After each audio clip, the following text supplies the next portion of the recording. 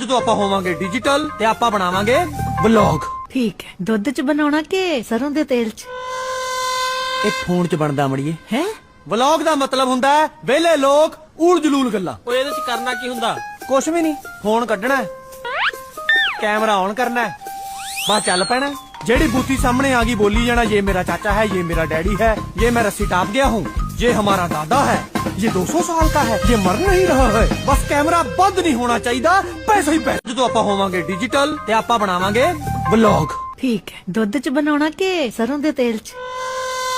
ਇਹ ਫੋਨ 'ਚ ਬਣਦਾ ਅਮੜੀਏ। ਹੈ ਵਲੌਗ ਦਾ ਮਤਲਬ ਹੁੰਦਾ ਹੈ ਵਿਹਲੇ ਲੋਕ ਊਲ ਜਲੂਲ ਗੱਲਾਂ। ਓਏ ਇਹਦੇ ਚ ਕਰਨਾ ਕੀ ਹੁੰਦਾ? ਕੁਛ ਵੀ ਨਹੀਂ, ਫੋਨ ਕੱਢਣਾ ਹੈ, ਕੈਮਰਾ ਔਨ ਕਰਨਾ ਹੈ, बस चल पैना।